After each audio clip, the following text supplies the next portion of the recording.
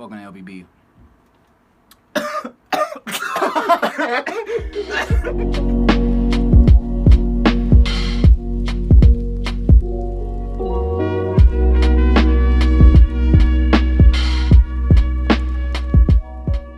Hey, what's up, y'all? Welcome back to another reaction. And today we're going to be reacting to Confederate flag and racist statues. What to Do by Andrew Schulz. Now, see, Andrew Schulz, he's one of them new comedians where he's not afraid to speak his mind. He can talk about these controversial topics and no one gets mad at him because he's funny as hell. He's quick on his feet and dude's smart as hell. So I really want to see what he got to say. We're finna hop right into this. Let's go. Confederate flags and statues need to be taken down, and it's not because they're racist. This week, in things that should have happened in 1865, NASCAR officially banned the Confederate flag from all races, specifically the white one. Bubba Wallace, NASCAR's only black driver, and the first one to get pulled over during a race, what did he say? said He said they banned the flag, specifically the white one. Hey, y'all lost the war. There's no heritage. There's nothing left. What are you holding on to? You're holding on to nothing, bro. You lost. It's over. Flag doesn't belong here. He's right. It belongs on Candace Owens' lace front. Some people didn't take well to this news. The worst NASCAR driver of all time, Ray Ciccarelli, also known as the David Duca Hazard, officially retired, or shall we say surrendered, after the flag ban. In his statement, which looks like it was typed by Michael J. Fox, he complained that removing the flag catered to one group. Yeah, Americans. And if you don't like that, Ray, you can go back to your country. Oh, that's right. You don't have one anymore because we scorpions snatched your slave-loving asses back 150 years ago. Nothing about Ray's behavior surprises me. I get why he's bald to avoid the hat hair. And I get why he likes Confederates because they both love losing. I mean, they like losing so much, they do reenactments of the losing. Scorpion snatch. But here's the question. Why the fuck is the Confederate flag still around at all? Yes. The Confederacy is obviously hateful. The guy who made the flag even said so himself. But the hate isn't the reason it should come down.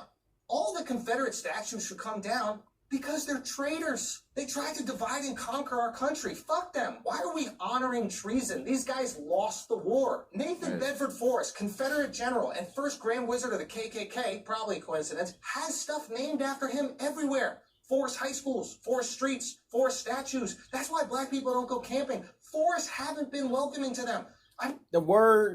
All this shit has history. The word picnic itself derives from the meaning when white people used to gather in groups and watch niggas get hanged. Oh, Johnny enjoyed his first lynching today.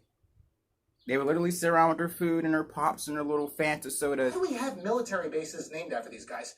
Like, if your girl cheated on you and got the guy's name tattooed on her back, you'd be like, take that shit off, you treasonous slut. Fort Hood? That's too far, man. I always thought y'all were the ones who were like, we're too easy on kids, no more participation trophies. What the fuck do you think these statues are? They're not for winning, especially this statue of Forrest. It looks like the Burger King. But this is where people get confused, because these well-intentioned kids are like, we're taking down these hateful and racist statues. We should take down all hateful and racist statues. And I understand the sentiment, but we're not removing the statues because they're hateful and racist. Because if that was the case, we'd have to remove like every statue in America. I go so far to say that most monuments in the world honor someone who probably had some hateful tendencies. The pyramids were built to honor pharaohs that were slave drivers. Gandhi called Africans savages. Einstein said the Chinese were filthy. JFK and MLK were cracking cheeks while their wives watched the kids.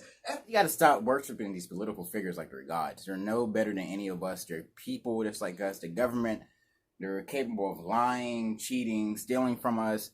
But yeah, we can't, like what he said, that's why I like Andrew Schulz, man. He's smart as hell. A lot of these leaders had hateful tendencies, man. Let's hop right into this. FDR locked up a bunch of Japanese people. Our founding fathers owned slaves and knew it was wrong, and your grandparents were probably racist. Are you going to take down their tombstones? No, you're not. But now people are getting crazy. They defaced a statue of a guy who tried to abolish slavery. And a Christopher Columbus statue was beheaded because it offended Native Americans. You know what else is offensive to Native Americans? America. Yeah, I was to say America. I don't think they're that. There were hundreds of millions of Native Americans here. Where are they now? There's literally communities of 800 Native Americans left. That is scary, bro. Happy when they see you driving on stolen land in your Jeep Cherokee. If we take out all the Columbus statues, we should be consistent and remove the District of Columbia. And we should remove Columbus, Ohio, too. Matter of fact, we should do that anyway. It's a shithole. We gotta understand why the statues were built in the first place. The Confederate statues are celebrating crimes against America. They're honoring traitors who attempted to split the nation to protect their ownership of slaves, killing 1 million Americans in the process. The other people I mentioned are in no way perfect.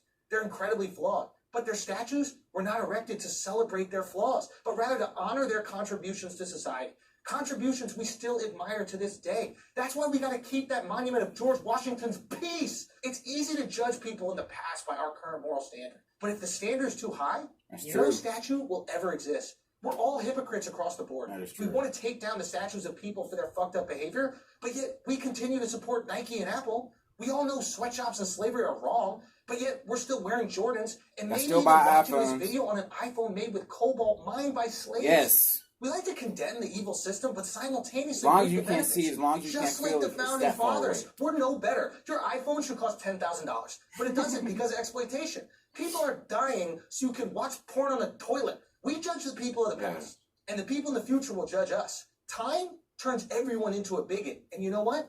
That's good. That means society is getting better. Yes. Hopefully your grandkids look back on you and think, wow, my pappy allowed migrant workers to toil in the fields for little to no money and use a cell phone with slave cobalt and thought a gay tiger keeper drug lord was worth binge watching? What the fuck was wrong with him? So what do? We could consider the reasons the statues were erected in the first place and recognize that the statues don't embody every action these people have ever done, but rather are symbolic of the positive contributions they made.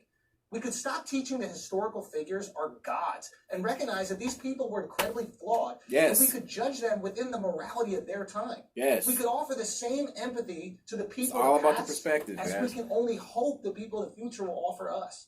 Or we can see ancient relics that have done little to help black people and maybe even cause brutality in the cities they govern and cover them with a kente cloth. Racism solved. Thanks, guys. Peace. Andrew Schulz. That was a nice video, man. Andrew Schulz, good comedian. I'm definitely going to react to more of his videos. If you enjoyed this reaction, let me know down in the comments below. Make sure you hit the like button, subscribe, and share. And I'll see you next time on LBB. Peace.